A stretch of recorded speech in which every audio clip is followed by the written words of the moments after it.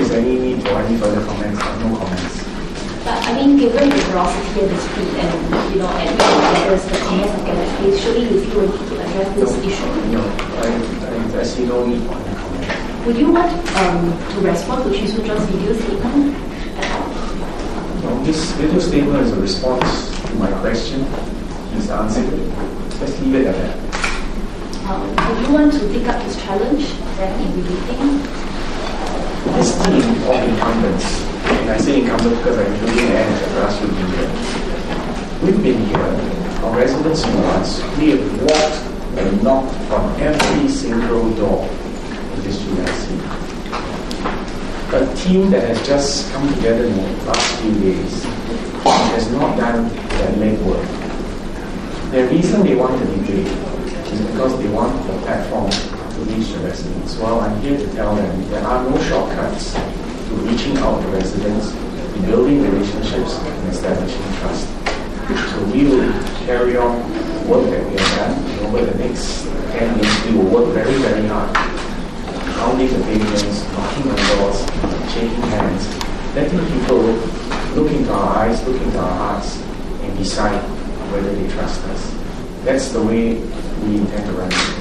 Regarding the video that you have first mentioned in the SC interview and then you subsequently reviewed on Monday, why do you prefer to let the issue play out first instead of filming it in the first place? No, like I said, I don't need to go any further with that.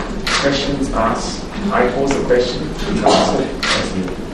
Because STB has also previously supported the repealing of Section 377A, will you plan to take them on the campaign on this issue? No. So you would not mention anything. If there is no need now, why is there a need to ask them about the agenda in the first place? No, they said they have clarified that they are not going to pursue the agenda. Leave it to them. Other questions?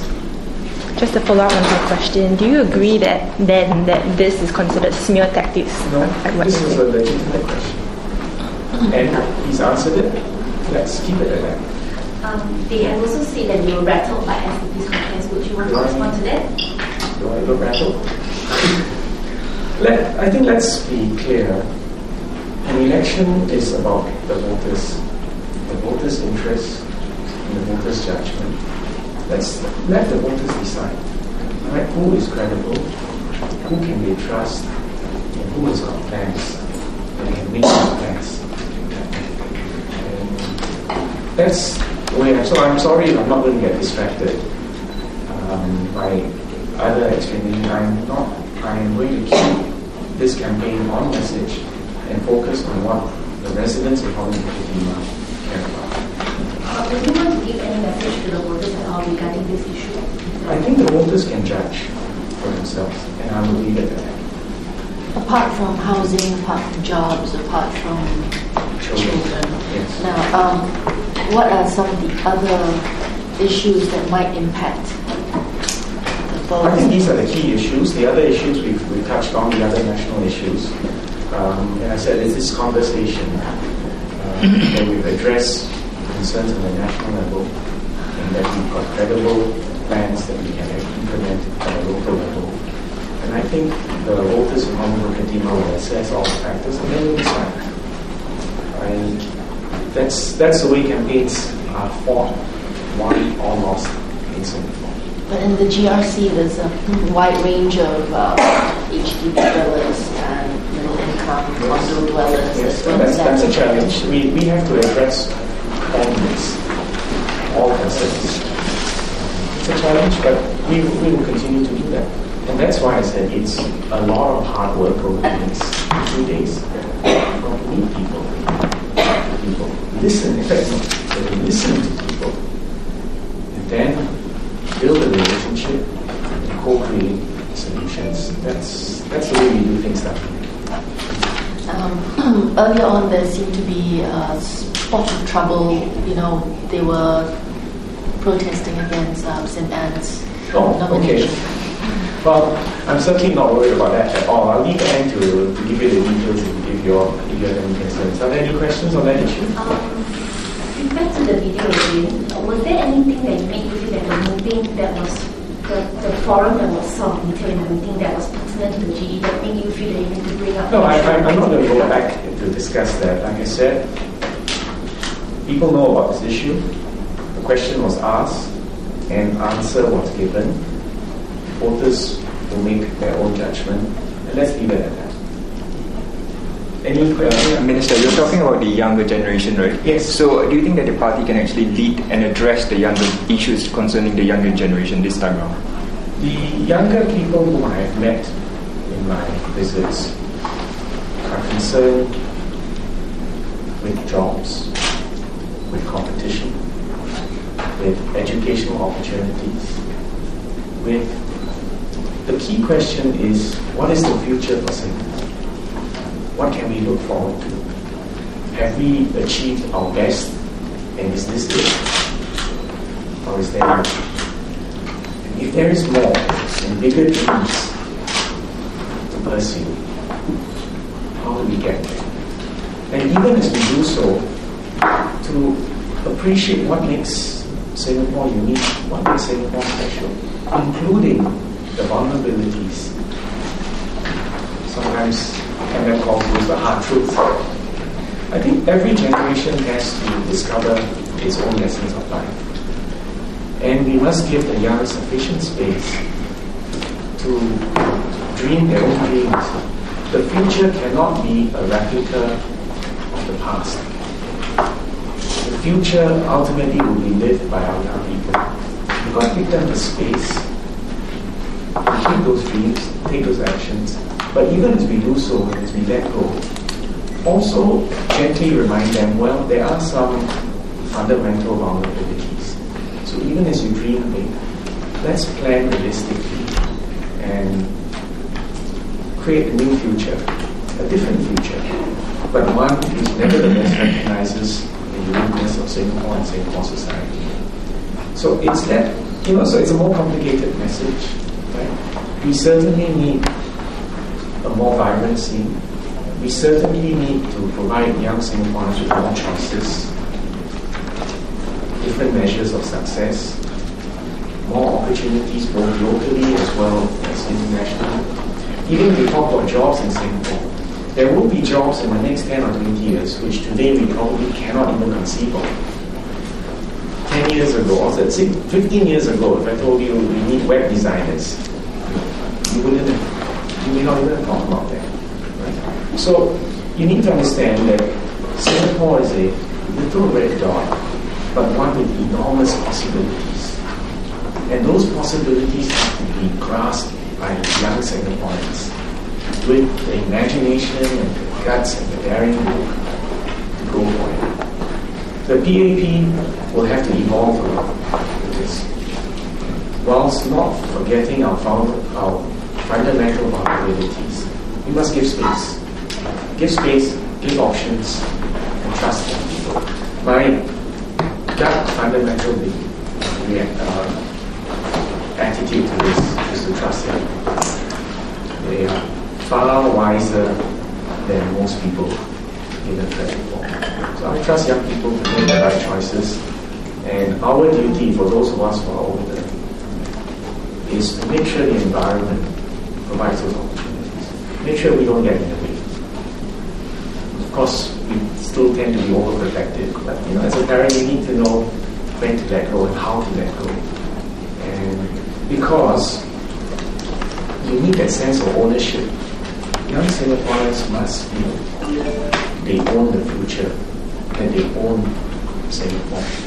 And they must not feel they are just living the parents' dream, or my dream, or my prescription for the future. So there's a far more complicated dialogue that needs to go on. And that's also a key reason why this election, we made such a strong effort to bring in younger candidates.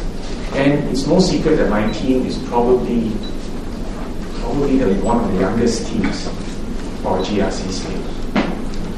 But it's very important that we bring in younger people like Chris, younger people like Sim Ann, because they are going to be part of the generation that has to live through the next 20 years. I view my own role sometimes as that of a midwife. young people into the future. But it's their future and their dreams. So a key priority in this election is leadership renewal. The newer leadership of the PAP must reflect the younger generation, their hopes and their dreams.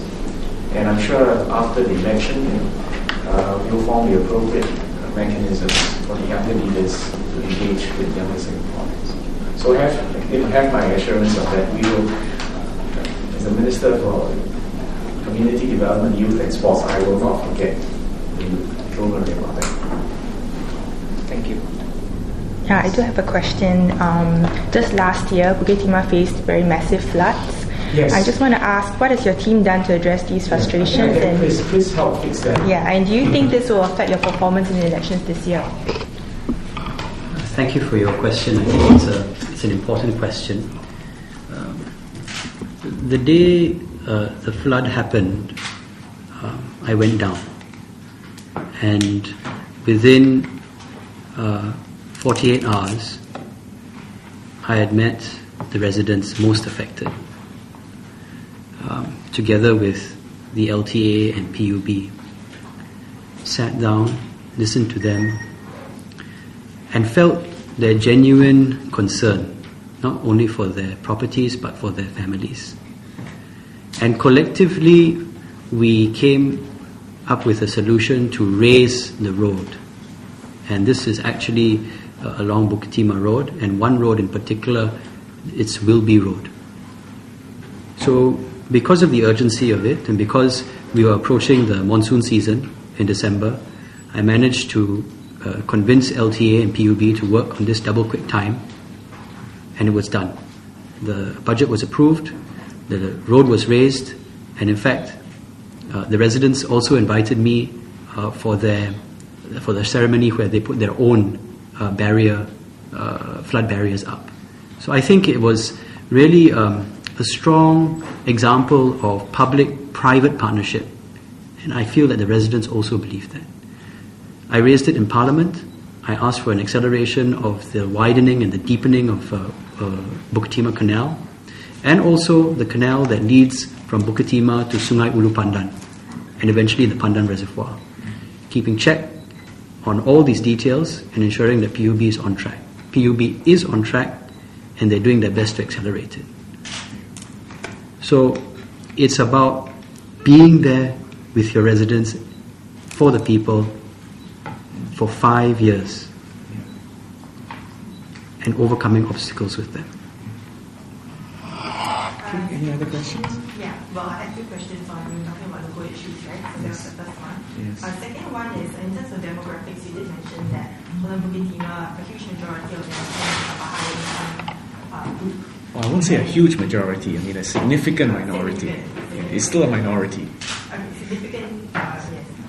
So, there is an article that says that this group of people has a higher likelihood to desire checks and balance in government. So looking at the fact that SDP has just put an A team against you, what is your response to that? No, let the voters decide. I think that this area has not been tested in elections for a very long time.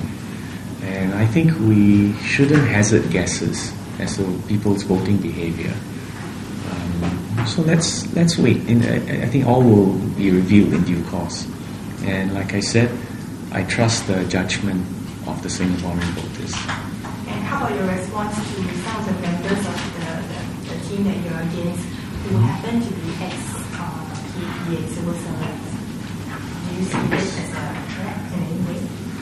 No, I think this is part of the natural evolution of the political scene in Singapore.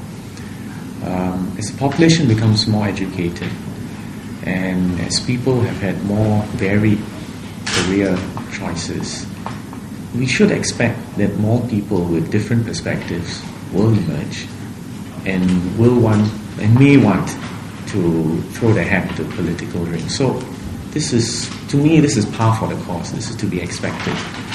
I'm sure there'll be even more in the future. And the challenge for the PAP will be to show that even after over 50 years in government, that we still remain in touch with the ground, that we are still effective problem solvers, that we are still creative master planners and architects of the future, and most important, that we can be trusted on to care for you and your children, and to care for the long term. And it goes beyond an immediate issue. Sometimes it even goes beyond an immediate election. But it's this long-term commitment and relationship. And if the PAP can continue to do that right, then hopefully we will continue to enjoy the endorsement and the support of the electorate. It is a challenge for us, but like I said, I think this is something to be expected, and we should take it as natural. And perhaps, it just means we have to perhaps work harder. Perhaps. For me, I think it's all about relationships. And I think for the future, even the opposition and the different parties probably have different strategies. But at least one party very clearly is banking on building long-term relationships and showing long-term commitment. And people will judge on that basis. So coming back to the what happened at the North Centre, regarding this recipients. Yes, I'll get Anne to clarify. So yes, it says that you are unemployed, but they are claiming that you are still serving out notice. So which is which? As usual, they are wrong. Are there other questions, and I'll address them together on this from the other? Thinking. Okay, let's do it. My resignation from the civil service took effect from 4th April this year. So the objection that was raised against my nomination is utterly and completely baseless. 我自今年4月4日离开新加坡公务员团队，也就是说4月4日起，我就再也不是公务员身份了。现在呢是无业，所以我们的对手对我的提名所提出的这个反对是毫无事实根据，是凭空捏造的。我想大选是很严肃的事情，事实要查清楚，如果没有查清楚，就胡乱指责别人，我想这是很不应该的。所以不管是摆乌龙也好，设障碍也好，我想我们的对手今天在提名日上算是上演了一场闹剧，对我来说有点可叹。When you say resignation from service, to be fair, from 4th of April, resignation may not necessarily mean leaving the service. So could you clarify that, please? Let me put this in a very clear way for you. My last day as a civil servant was 3rd of April. So from 4th of April this year onwards, I am not employed by the civil service, or for that matter, any other organization. So you resigned a few months before that, is that be correct to say that? You tendered in your resignation. Yeah, when you tendered your resignation? I tendered my notice of resignation on the 18th of March. Which means Is that your period of notice 1 month or how is your notice period? My resignation is in order. If you wish to understand the details of the requirements for resignation, I would suggest that you approach the Public Service Division. They can also explain to you in detail. I think it's better for my former employer to explain to you how things are done. Could you enlighten us on the standard practice? Yeah, because the usual notice period is what, 1 month? 1 month. We just want to know new just positions, you know. Like, Yeah. let her give you the details, and then you can double check with PSD. Okay. Essentially, the PSD will require a stipulated time for resignation, and if you fall short of that particular period, there may be a penalty to be paid. So you can leave the service at any time, but depending on how much notice you give, there may or may not be a financial penalty attached to it. So I hope I've made myself clear. And for the record, in my case, there was a financial penalty attached to it, which I have already paid up. Yes. So now you understand why I'm not worried. Can we find out, maybe a rough figure of what is the financial penalty? No, that's not fair. I think that's a personal question. That's asking the salary. My question is for Mr. Teo. Yes. So you will be going up against, SDP. Surprise candidate Mr. Alec was just unveiled, days after he joined the party. So what do you think your chances are against him? And do you think that, he will be able to garner more support considering that perhaps he has not walked the ground? As far as PAP is concerned and myself, we are very confident in Bukit Panjang SMC. I don't know Alex Talk, but I knew that he just joined SDP 2 days ago. And I heard that he came to Bukit Panjang yesterday, the first time. That's it. So I think the rest I have nothing to say because I really don't know him. He was from another party, and it's not fair for me to make any comment because I don't know him. I think one of the likely issues that you'll bring up is about the risky investment thing, with regards to the town council investing in certain bonds. What are your comments on that? You see, since 2001, the Holland-Bukit Panjang Town Council has been investing our reserves, our sinking funds, according to the M&D's guidelines in a very prudent manner. So although we suffered a setback because of the global financial crisis, as at 31st March 2010, we have actually made a positive investment return of $19 million. $19 million. So as far as the investment performance of the Holland-Bukit Panjang Town Council, I would say that we have done reasonably well in terms of getting an average return of about 2.5% per year for our reserve.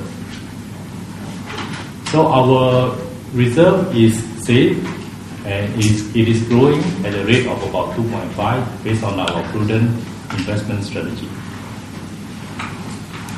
So we don't expect that to be an issue. Any final questions? Candice got to start. Yeah, I got to have lunch and I got to start my hard work. I got to start my hard work. All right. Thank you all very much.